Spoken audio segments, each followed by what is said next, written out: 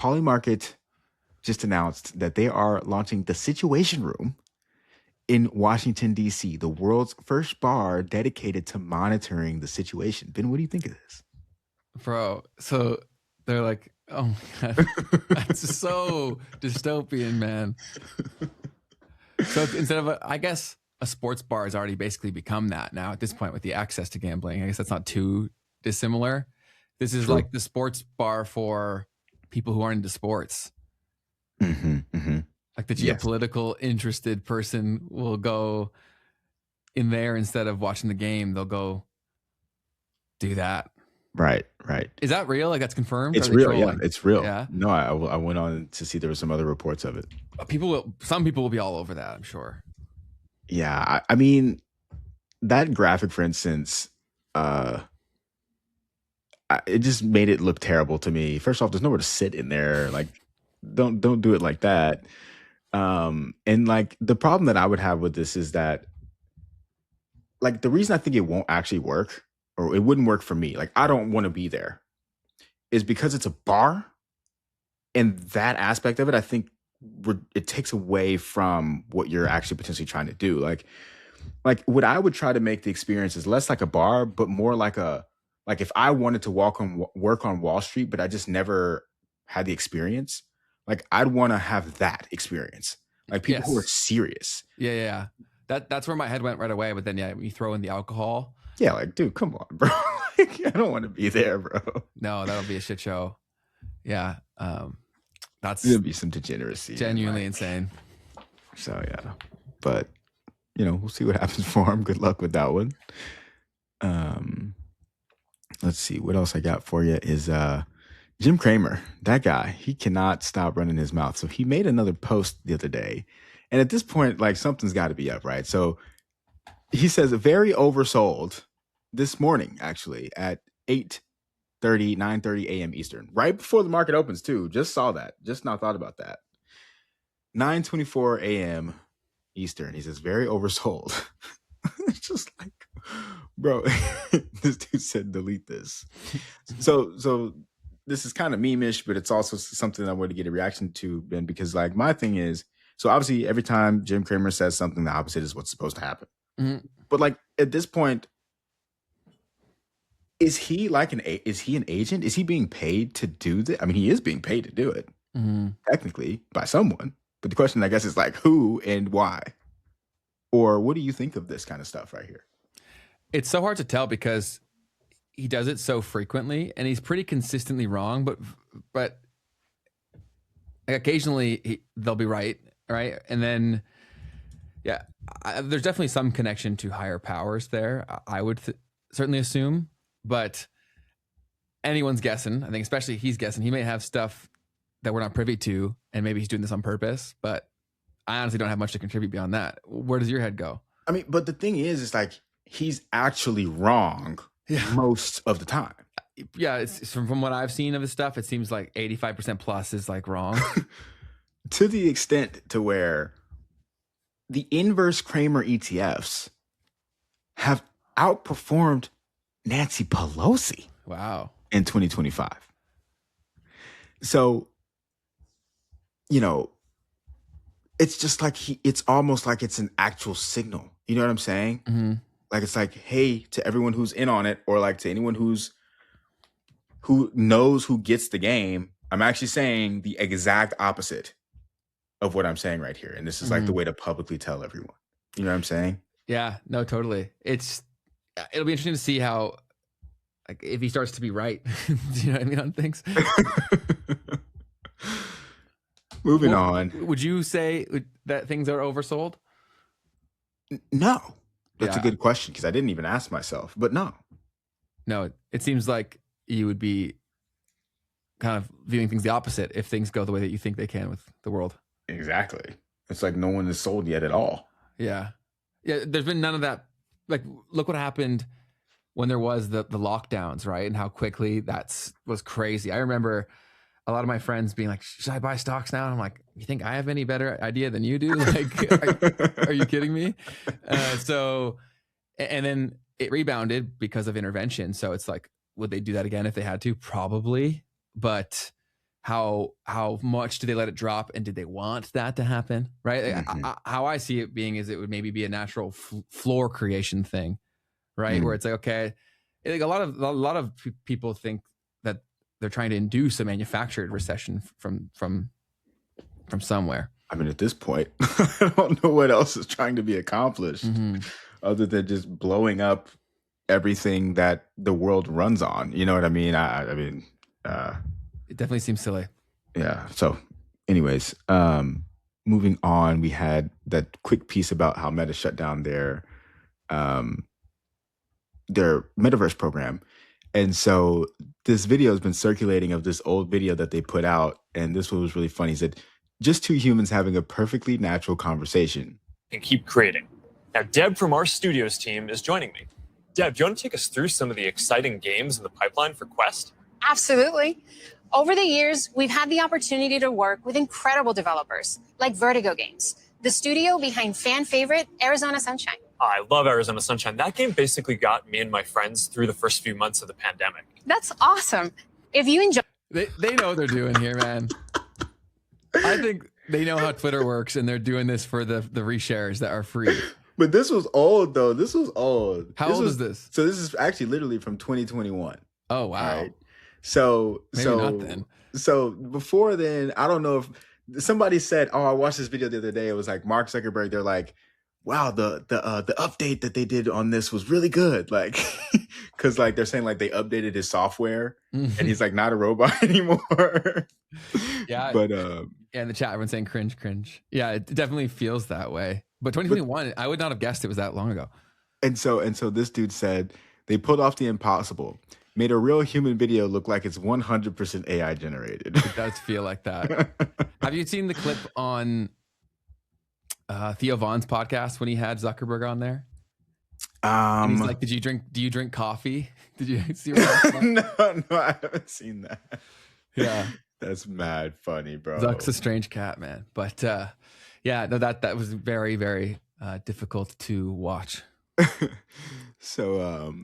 So moving forward, there was another piece on the culture side of things that I wanted to definitely bring up. Oh, this guy was making the excuse or trying to talk about why the Benjamin Netanyahu videos might have been going around about him being like AI or not. And so this guy was kind of justifying it. And we heard from him earlier this week too. Let's hear what he had to say about this. He said, they're doing some weird stuff. This is Mr. Red Pill's joke army. But they are doing something much bigger than just dropping AI videos. I just found out why they're doing all the AI slop. After I tell you this, keep your eyes on me. And I'm serious. Someone's not going to be happy about this. This is not about where BB is or where he not is. It's not about that at all. There is something more massive than we have ever seen coming. So today I'm sure you saw the new video where the ring disappears off the finger. I can barely show it because they copyrighted the last video on Facebook. Also missed another security defense meeting, which he's always at, and his son, 7 days, have not tweeted once. But what if I told you that they're dropping these videos on purpose, knowingly posting these videos, knowing that it's not going to just sneak by the human populace? They're posting it as they're perfecting their AI videos, so in the future, something can happen. Let me explain. AI photos and AI videos have little micro brandings, little microscopic brandings on pixels that human eyes cannot see, right? So by putting these up every single day, they're able to really enhance, tweak, and get it perfect to the point where no person could ever tell that it was AI. They are using the human populace to help them experiment on these videos. Every single person thinks they're cracking some code and all this stuff, but that's exactly what they want because they're working on making a flawless machine. That way something huge can happen right in front of us and there'll be no denying it's real, right? They are actively removing the microscopic branding off these pixels. This is no joke. Oh, and a quick word from BB. I'm alive! Yes, obviously that was AI, and that's why I had the AI label on the video. Because again, us creators have to label things as AI if they are. Otherwise, we get in trouble. And like I said yesterday, this only applies to creators and not governments. Something massive is coming. Don't believe your eyes. Spread the word. What do you think of that, Ben? It's possible, but I feel like they've already got a perfect one accessible. But they would still have to. But they would still have to know what we're looking for. You know what I'm saying? Like they'd still want to know. Yeah, like at what, or not even, they wouldn't have to know like what we're looking for, but like at what level are we going to be able to catch it? or what are the things that we're going to do to try, right, to verify as well, like those little AI tools. Because now, what can they do? They can go to those AI tools and like fix it to make whatever they put out work for that thing. Because also they don't develop that thing. No. Yeah, it's possible, maybe. I just don't think they would need us to do that. There is a mass psychology. Like you do need to like to really pull something off. You do have to figure out how people are going to react. You know what I'm saying? Like so. I think that part of it could make sense. You might not need us to perfect the thing, right? Like he was saying, but you might need to see how we react. Mm-hmm. You know what I'm saying? And like what we actually do when we think that that's the case or not. How would we try to verify it or not? Because even if it's perfect, right, that doesn't mean that we're going to believe it. No. You know what I mean? That's the point we're getting to, where people don't believe anything. Facts, exactly. It sucks, and I'm in that camp too, right? Because and that's obviously by design too, because like now they show us things that apparently have been going on for a very long time, and right at the time when everything is now questioned. Facts. So everyone's been talking about like the U.S. government just like registered aliens.gov. Yeah, that's another big thing that's going on right something now. That's spread around Twitter. Yeah, definitely fact check that yourself to confirm. But I saw that do you think that's relating more to like extraterrestrial aliens or aliens in like immigration things? There you go. Who knows, right? That's a good point. So White House registered aliens.gov from the New York Post. But that's a good question. That's a good point. It could easily just be about that. If you're enjoying this was actually taken out of a piece of our live stream where we go live every Tuesday and Thursday at 12 p.m. Eastern. If you want to see the full version of this episode, you can click the link in the description down below. But for now, back to the clip. The aliens and UFOs will be part of the discussion here in the not too distant future. Well, because then there was also that Obama thing where he came out and basically said it. They plant seeds, man. And then Trump said, he might get in trouble for that, but I won't let him get in too much trouble because he was leaking secrets, kind of thing, which was wild. So yeah, they're all in on it, but they also know that they're there to speak to different people within the populace, right? So they do different things at different times to hit people when they're primed for a message. Mm-hmm. And so I think that UFOs, aliens, probably a topic of discussion here within the next month or two, maybe a little longer. Let's say 6 to 12. And then my extensive research into that field will serve the show well. Because when that starts to happen, I know the people to have on and I can speak their language a bit too. So, yeah. And you could go both ways with that. You could say, okay, are they giving us AI because they don't want to believe that it's real, or do they want to get to a point where they can use it as a tool to convince us that it's real, right? It could go either way. Yeah, I definitely could see it tying into the war thing. You know what I mean? Easily. Some crazy interception from that was like about to destroy everything. Yeah, actually, there was this clip that went around recently that was one of the ones from inside, and something was shot at it, and it just like kept going right through, no problem. So yeah, you're probably right. Next piece, this one hits home, Ben.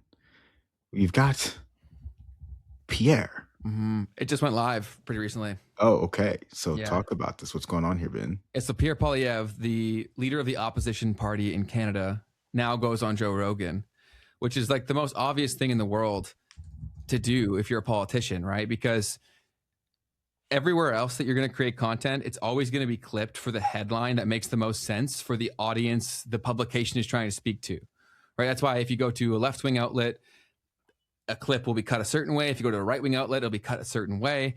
And so I personally think it was crazy that he didn't go on there when the election was actually taking place. And so for him to go on there now just leaves me scratching my head thinking like, okay, I don't even know how to interpret this, because unless his media team is like so unbelievably incompetent to say don't go on, there's got to be some intermingling of people being involved and some planning. Because from an outsider's perspective who doesn't really understand media, the narrative they said for why he didn't go on would make sense, right? They said it's too controversial. He's too tied to Trump. It would be too much negative backlash. And is this guy a liberal? He's he's right. We would call it conservative, but your guys Republicans. Okay, gotcha. And so I just think that that's too high a degree of ignorance to be the reality. And so it seems manufactured to me, because if you're saying it's too risky and you're saying you got too much backlash and there's too much against you, that's the only antidote. And anybody with like an ounce of social media savvy would understand that a long form content piece is the only way for people to get to know the actual individual. But even more importantly than that, what would have won him likely the election is not the conversation. It's the clips that would have come from the conversation. So but you're saying, your point is that he should have been on during the actual election. Totally. He was offered to. And then apparently Joe said that his team declined, saying it was too controversial and risky. Okay. Gotcha. Which is unbelievably ridiculous. Like, that is the dumbest thing I've ever heard. So you either are so bad at your job, who's made that decision, or someone's paying you to do that. Like, there's no other way that gets done. There's no chance. Because if you just go look at the numbers, like, you don't have to go far back. Trump basically used it to win the election. Like, the podcasting circuit for Trump was a massive reason why he won the way that he did. Right. So it's so Pierre went on there, and I would venture to guess it's going to be talking about a lot of the seriously crazy things going on within Canada. And I'm noticing a lot of crazy stuff going on within Toronto near me, right? And again, I'm always so skeptical even of the things that I'm witnessing firsthand, because of how easy it would be to manufacture things when you understand the spreading mechanism of social media, right? Like, in the past 2 weeks, and this is pure anecdote, so I'm not saying this speaks for the current situation at large, but I've had a homeless man knock on the door of my gym offering to perform oral sex to me. And then I also walked past a lady just full on peeing in the middle of an incredibly busy street.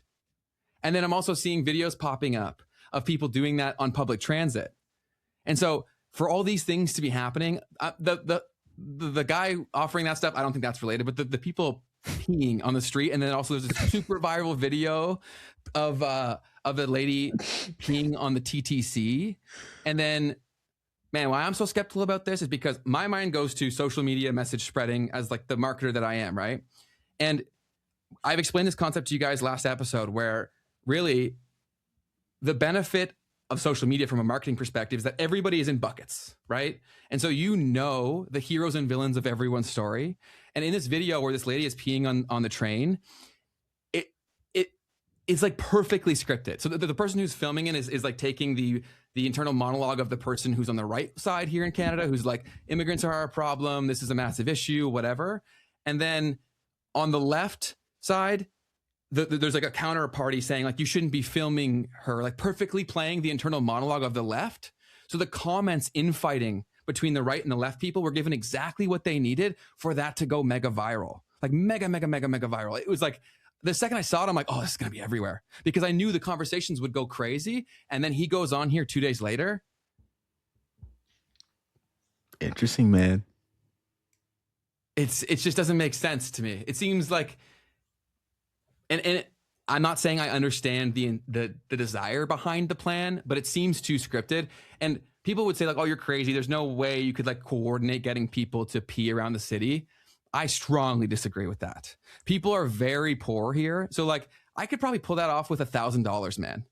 If you went to like, go ahead. And then technically you wouldn't necessarily need to coordinate people pee, but filming them though, right? Because you could look at it that way. If you did this in the public space with enough people, if you just, so like the filming could be coordinated, but you wouldn't even technically have to coordinate the filming. It would happen organically. True.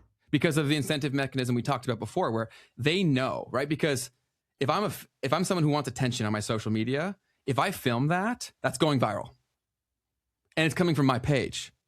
Yeah. Right? So now it's like go ahead. I don't know if people are that morally bankrupt. Like, you want to see that yourself too. You know what I mean? Keith? Are you serious? It's not that I don't think, like, I think at scale, you would have people in certain places that would do that. Like, for instance, in New York City, that would happen. In Toronto, I guess that would happen. Thing. Yeah. But, like, outside of that, like, I'm not going to stop my day to film someone else who I don't want to see pissing. You know what I'm saying? I don't think that your existence is the norm. No, that's fair, man, for sure. And And there's young people too, and totally, all it's that. right, because attention of any kind, people would see as a plus, right? And why I'm so skeptical about when I saw it, I walked past a lady doing the exact same thing, and it was like 20 paces away from a public restroom, almost for like shock value. Do you know what I'm saying? Because like, even thinking through, okay, they're doing this right here, like that's the next thing. Like, I can even read the comments, right? I can picture it in my mind. They'd be like, the bathroom's right there. I can't believe they don't use it. Do you know what I mean? It just seems like it's scripted to create some divide within our country. And it's, yeah. And Dave said, Keith, poverty spurs the craziest stuff. Yeah. And that's the place that people are getting to in this country, man, is that people are very desperate. And the last domino to fall before things get so crazy is because everyone has the current belief systems that they do within this country, because it's been pretty good to live here for the last 40 or 50 years. And there's a lot of people who control almost all the power that are so immune to the actual impacts of the economy because their wealth is wrapped up in these fake inflated assets. If that domino falls too, things get bad. And if there were true market forces, it definitely would. Which is why I think that as Carney's getting more and more close with China, I think it's got to be about that. It's to open up the Chinese consumer to the Canadian market to maintain the floor that would not set things into true anarchy. So I don't know. It's just super weird. If you're enjoying this was actually taken out of a piece of our live stream where we go live every Tuesday and Thursday at 12 p.m. Eastern. If you want to see the full version of this episode, you can click the link in the description down below. But for now, back to the clip. Fair enough, man. You're in it. You're seeing it. It's so strange. I've lived here for 5 years, and yes, people have gotten more and more poor, but I've never seen that in that long. And also, I think it's extra weird that it's women in particular, because women is more of a spectacle, right? Like people will, like that'll get people more going, because guys shouldn't pee in public, but guys do it a lot more frequently. Do you know what I mean? So there's extra layered upon shock value. So yeah, it's a very, very strange dynamic. And it seems like there's a lot of games going on. And people would say like, okay, that's so conspiracy. Like, who would plan to do this? I want you guys to go watch Mad Men. And there's this one scene where they faked a fight over a ham as like a marketing stunt, right? That kind of shit happens all the time. Real stuff, man. Yeah, it's just crazy, man. And so all of this to say is that, like, don't believe what you see. And if you've watched something and it gets you like super emotionally charged from your phone, someone is doing this. Like, someone's making money from this. They want you. They want to hijack your emotional state, and they want us to fight each other. Right? That's real, man. Like, treat the people across from you like a person as much as you possibly can, and understand that if they're trying to convince you that someone else is your problem, they're probably the problem. So that's it, man. But it's just crazy. Banger line. All I've got from here is some memes, man. Let's see it. Also, my starter story video went live while we were on the call. Wow. All right. Well, starter story from Ben, guys. We will have to all peep that. I haven't watched it yet, so that's so cool. Let me go ahead and pull it up real quick. So starter story, they do, oh wow, look at him. They do starter stories. They talk about the stories of founders and their projects and how they did them and whatnot. So Ben has now been featured on this page. This is a very like popular page in the space. 46 million views, 790,000 subscribers, huge. We can see some of the top videos right here. And so Ben is on Starter Story, guys. So we'll have to check it out. Yeah, I haven't watched it yet, so I don't know how I looked in it, found it, etc. But I attempted to share some of the stuff that has made me like the most amount of money, and also opened the most amount of doors for me, in terms of how YouTube functions, how to leverage that. And I really share all this stuff so people can help their individual situation, but more on a mass scale, how people can be more media literate. Because yes, it's helpful if you want to grow something, but it's also wildly helpful to know how the thing works so that it doesn't hijack how you feel. Love it, man. Ties right in. to the memes. Just a silly one of the worst feeling ever at work. I'm at the 4 new APIs. So what are your thoughts Your name is called in a meeting, but you weren't listening. on that, Tori? Who wants to be a millionaire? The show used to slap. Can somebody ping her and see if she's still there?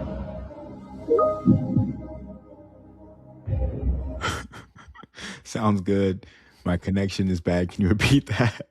That's What would you go with? that's pretty solid. I think that's pretty good. I would go with that one. Yeah, I would probably go with, can you repeat that? I want to make sure I understand. That could backfire if it's something like super obvious, but yeah. So that was pretty good. that's so funny, man. This one, I don't even actually get it, but it was just a funny thought to me. So he said, I updated Arch Linux and now my audio doesn't work. How do I fix it? And then this thought for 332 minutes, which is a pretty long time. And it just said, install Windows. So any tech people, let us know what that actually means and why that's, I guess, probably also a silly thing to ask ChatGPT to do. Yeah, I don't fully get that one. This one, can an LLM write maintainable code? The bot says, can you? It's a fair rebuttal, I guess. Pretty good. So they kept putting out videos of Netanyahu. People are pointing out in this one that like the ventilation here is all different. Why are they all different sizes and shapes and have different slits? Is this guy alive or not? This was 2 days ago. And then I just saw this one that I just thought was pretty funny. He said, I don't know, something's off.